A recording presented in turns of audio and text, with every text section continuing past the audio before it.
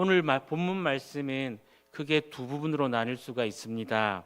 첫 번째는 1절에서 13절까지로 도피성에 대한 규례이고, 두 번째는 14절에서 21절까지로 경계표와 증인에 대한 규례입니다. 그런데 오늘 본문 말씀을 유심히 보시면 한 가지 놀라운 것을 깨닫게 되는데요. 그것은 너무나 놀랍고 세심한 하나님의 배려입니다. 하나님께서는 도피성 제도와 경계표 규례, 그리고 증인에 대한 규례를 제정하심으로 고의성이 없는 범죄자에 대하여 보복이나 피해를 겪지 않도록 보호하신 것이죠. 먼저 도피성 제도를 한번 살펴보겠습니다. 3절 이하를 보시면 도피성을 어떻게 정할 것인지를 보여주는데, 도피성을 정할 때에는 땅 전체를 세 구역으로 나누어 길을 닦고라고 되어 있습니다. 근데 이 말씀은 단순히 도피성으로 할 만한 장소를 세 곳으로 정해서 그곳으로 가는 도로를 닦으라는 말이 아닙니다. 이 말씀은 도피성을 정할 때에 도피성 간의 거리가 균등하도록 길을 재라는 것입니다. 가나안 땅을 정확하게 세 등분하여서 어디에서든 도피성에 이르는 거리가 차이가 나지 않게 하게 하신 것이죠. 왜 가나안 땅을 세 등분해서 거리의 차이가 나지 않도록 도피성을 정하라고 하셨을까요? 그 이유는 6절에 있습니다. 도피성으로 피신을 가는 중에 복수를 당하지 않게 하기 위해서입니다. 이를 설명하기 위해서는 당시 고대 근동 지방의 그 문화와 법에 대해서 잠시 살펴볼 필요가 있습니다. 당시 고대 근동 지방에서는 친족이나 혈연 관계에 의한 보복 사건이 빈번하게 일어났습니다. 복수가 복수를 낳고 대를 이어서 복수를 하는 것이죠. 개인의 복수가 가문의 복수로 번지고 이는 곧 사회의 문제로 커질 수가 있었기 때문에 그것을 방지하는 제도가 바로 도피성 제도입니다. 그리고 당시의 법은 동태복수법 혹은 동해복수법이 원칙이었습니다. 동태복수법 또는 동해복수법이란 당한 만큼 복수를 하는 것이죠. 21절을 보시면 생명에는 생명으로, 눈에는 눈으로, 이에는 이로, 손에는 손으로, 발에는 발로, 이것이 동해복수법입니다. 당시의 시대상으로는 고의적이고 계획적인 범죄에 대해서는 이런 법 적용이 당연하겠지만, 한편으로는 고의성이 없는 사고로 인하여 극형에 처해지거나 복수를 당한다면 그것도 너무나 억울한 일이지 않겠습니까? 그래서 하나님께서는 고의성이 없는 살인자와 범죄자에 한하여 생명을 보존케 하심으로 억울한 피해를 당하지 않도록 하게 하신 것입니다. 또한 유대 전승이나 역사 연구 자료에 의하면 당시에 도피성으로 가는 도로의 폭이 14m 정도 되었다고 합니다. 매우 큰 길이었던 것이죠. 그래서 일정 구간마다 도피성이라고 적힌 표지판을 세워서 누구나 도피성을 찾기 쉽도록 안내하게 했습니다. 그리고 도피성의 지역을 다스리는 통치자들은 이스라엘의 종교력으로 1월이 되면 도피성으로 통하는 도로가 잘 관리되고 있는지 살펴서 보수를 해야 하는 의무가 있었다고 합니다. 범죄자가 도피성으로 피신을 하는 중에 보복을 당하지 않도록 만전을 기해야 했던 것이죠. 두 번째는 14절에 기록된 경계표에 대한 것입니다. 경계표란 국가나 개인의 땅의 경계를 나타내는 것인데요. 이 돌무더기를 쌓아서 자신이 소유한 땅을 구분하게 한 것입니다. 그런데 문제는 이 경계표가 돌무더기로 되어 있었기 때문에 누가 언제든지 옮길 수 있었습니다.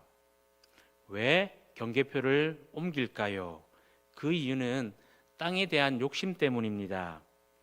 땅을 뺏으려는 의도로 경계표를 이동시키는 그런 일들이 빈번했기 때문에 하나님께서는 경계표를 옮기는 것을 금지시킨 것입니다. 그렇다면 누가 이웃의 땅을 뺏으려고 했겠습니까? 이 규례는 권력자나 부자가 가난한 자의 땅을 탐내서 뺏는 것을 방지하기 위한 규례입니다. 이 역시도 가난하고 힘없는 사람이 억울한 일을 당하지 않게 하기 위한 하나님의 배려인 것이죠. 세 번째는 증인에 대한 규례입니다.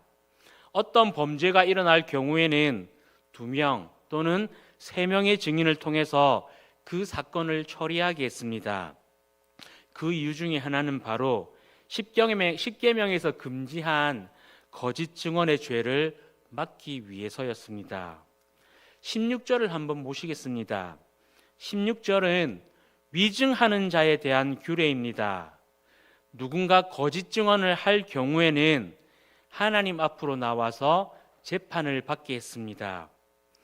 유대인은 율법을 어겼거나 혹은 규례를 어겼을 경우에는 2번의 재판을 받게 했습니다.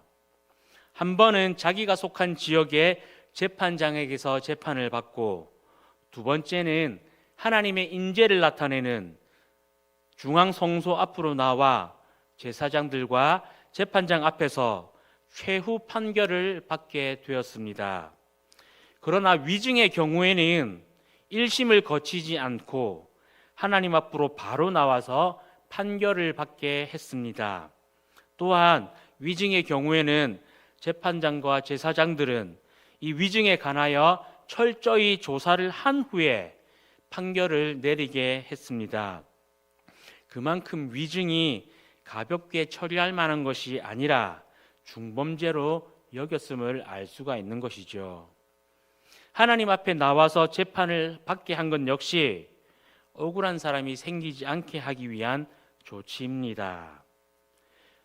오늘 말씀 앞부분에서도 잠시 나누었지만 오늘 말씀을 통해 우리가 알 수 있는 것은 우리 하나님께서는 참으로 세심한 분이시라는 것입니다. 도피성, 경계표, 증인에 대한 규례를 살펴보면서 깨달은 점은 하나님께서는 우리 인간을 참으로 사랑하신다는 점입니다. 아주 사소한 것까지도 신중하게 살피셔서 억울한 피해를 당하지 않게 하시는 이 하나님을 보면서 감사하지 않을 수가 없었습니다. 여러분, 세상에 어느 누가 범죄자가 빨리 도망칠 수 있도록 지역을 정확하게 재어보라고 하겠습니까? 세상에 어느 누가 범죄자가 안전하게 도망칠 수 있도록 표지판을 세워두고 길을 관리하게 하겠습니까? 또 어느 누가 억울하게 땅이나 재산을 뺏기지 않도록 규정을 만들겠습니까? 오직 우리를 사랑하시는 하나님만이 그렇게 하십니다. 오늘 본문 말씀을 통해서 한 가지 나누고 싶은 것이 있습니다. 그것은 우리도 하나님처럼 세심하게 배려하는 사람이 되자는 것입니다. 여러분, 배려는 배려하는 사람의 입장에서 생각해서 이루어져서는 안 됩니다. 배려는 배려받는 사람의 마음을 헤아려서 배려받는 사람이 실질적인 도움을 받게 하는 것입니다. 배려받는 사람의 마음까지 생각하는 것이 진짜 배려입니다. 그런데 우리가 종종 저지르는 실수가 무엇이냐 하면 배려받는 사람을 배려한답시고 우리의 생각대로 배려를 해서 오히려 배려받는 사람이 상처를 받거나 마음이 상하는 일이 생긴다는 것입니다. 그런데 여러분, 오늘 말씀을 유심히 한번 깊게 살펴보시기 바랍니다. 이 규례들은 하나님을 위해서 만들어진 것이 아닙니다. 하나님의 입장에서 만든 것이 아니고 하나님께서 우리 사람을 위해서 만드신 것입니다. 인간의 공경과 높임을 받으시는 하나님께서는 오히려 인간에 대하여 얼마나 깊은 애정을 쏟고 계신지 살펴볼 수가 있는 대목인 것이죠.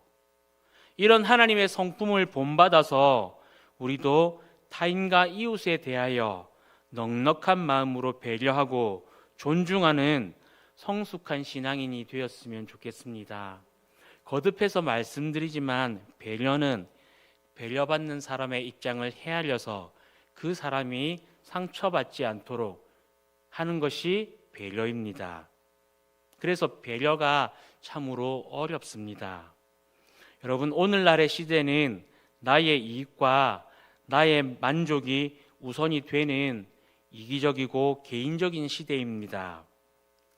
배려받고 존중받기를 원하지만 정작 타인에 대한 배려가 사라지고 있는 이 시대에 우리 신현교회 성도님들께서는 나보다 타인을 먼저 배려할 수 있는 그리스도인이 되셔서 하나님께 영광이 되고 우리 성도님들 한 분 한 분이 하나님께 그리고 교회의 자랑이 되셨으면 좋겠습니다. 교회의 역사나 규모가 자랑이 되는 것이 아니라 사랑이 넘치는 성도님들, 그리고 배려가 넘치는 성도님들, 존중이 넘치는 성도님들이 되셔서 우리 성도님들이 교회의 자랑이 되시길 진심으로 소망합니다. 그래서 우리 교회가 배려가 넘치는 교회로 소문이 나서 이 지역 안에서 거제 땅 가운데서 하나님을 찾고자 하는 사람들이 몰려와 하나님의 사랑을 누리고 구원의 기쁨을 누리는 그런 아름답고 좋은 교회를 만들어갈 수 있기를 진심으로 소망합니다. 지금보다 더 아름다운 신현교회가 되어서 하나님의 기쁨이 되는 교회가 되길 진심으로 소망합니다. 함께 기도하겠습니다. 사랑이 많으신 하나님, 오늘도 예배로 하루를 시작하게 하시니 감사를 드립니다. 이른 새벽부터 주님을 사모하여 예배의 자리에 나온 우리 성도님들에게 한량없는 은혜를 부어주셔서 성령 충만한 삶을 살게 하옵소서. 오늘 하루도 우리의 삶의 주인이 되어주셔서 세상의 유혹에 흔들리지 않도록 붙들어 주시고 대면하는 모든 자들에게 하나님의 평안을 나누어 줄 수 있는 지혜를 허락하여 주시옵소서. 특별히 여전히 해결되지 않는 문제와 어려움으로 인해 애통해하며 기도하는 우리 성도들을 불쌍히 여기셔서 저들을 위로하여 주시고 살 길과 피할 길을 내어주시길 간절히 소원합니다. 또한 관계로 인하여 믿음을 떠난 자들을 보살피셔서 믿음이 회복되어 다시금 하나님 앞으로 돌아오는 이 놀라운 역사가 우리 신현교회 안에 매일매일 일어나게 하여 주시옵소서.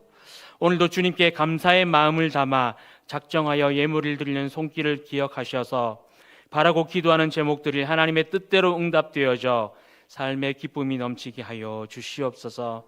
이 모든 건 예수 그리스도 이름 받들어 기도드립니다. 아멘.